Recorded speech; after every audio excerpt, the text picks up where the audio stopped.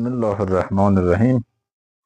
امروز به معرفی ولایت بامیان، یکی از ولایت های تاریخی افغانستان میپردازیم که بامیان یکی از ولایت های تاریخی در منطقه مرکزی افغانستان قرار دارد و از جمله ولایت های کوهستانی و سرسیر این کشور می باشد که شامل 8 ولسوالی می باشد. به مرکزیت بامیان، یکاولنگ، ورس، پنجاب، شیبر، کهمر و سیغان از جمله ولسوالی های ولایت بامیان می باشد.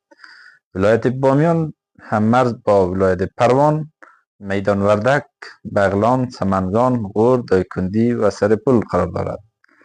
جمعیت مردم بامیان 500 تا 600 هزار نفر می باشد و اقوام که در آنجا زندگی می کند عمدتاً هزارها، همچنین اقلید از تاجیک ها، قزلباش ها و پشه‌ای ها نیز می باشد. مذهب مردم بامیان اکثرا اهل تشیع 12 امامی هستند، ولی اهل سنت هم در برخی مناطق وجود دارد. زبان آنها دری با گویش هزارگی می باشد. اقتصاد و معیشت مردم بامیان اکثرا از طریق زراعت که گندم، جو، سیب زمینی یا کچالو، حبوبات، سبزیجات و برخی میوه ها می باشد. همچنان در آنجا دامداری از قبیل بوز، گوسفند و گو نیز پرورش داده می شود. صنایع دستی مشهور این ولایت فرش، گلیم، گلدوزی و ظروف سفالی می باشد. یک از منابع مهم این درآمد این ولایت از طریق گردشگری می باشد که منبع رو به رشد درآمد بامیان به خاطر طبیعت زیبا و آثار تاریخیش همه ساله گردشگران داخلی و خارجی زیادی را جذب می کند. جاذبه های طبیعی و تاریخی آنها از جمله مجسمه بودا می باشد. دو مجسمه عظیم، یکی به ارتفاع 55 متر و دیگر 38 متر در دل کوه تراشیده شده است، مربوط به قرون 5 تا 7 میلادی می باشد. در حال حاضر محوطه آن به عنوان میراث فرهنگی جهان ثبت شده است.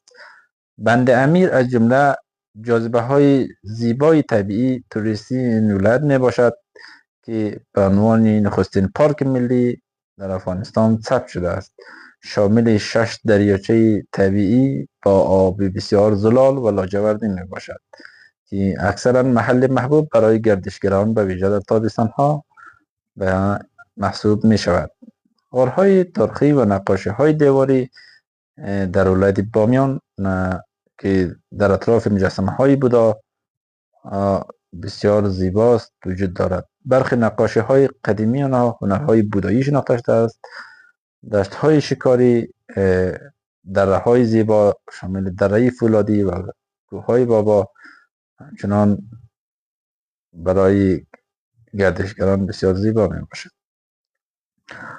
بامیان یکی از مرکز فرهنگی و علمی هزارجاد است. دانشگاه بامیان یکی از دانشگاه معتبر دولتی افغانستان می باشد.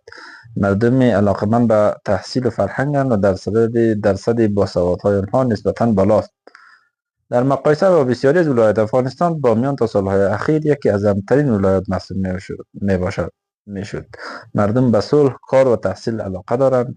وضعیت زنان در بامیان نسبت به دیگر ولایات پیشرفته‌تر از زنان زیاد در عرصه آموزش، سلامت و فعالیت‌های اجتماعی نقش دارد. تشکر از اینکه بیننده ما بودید. خیر و سلامت باشید.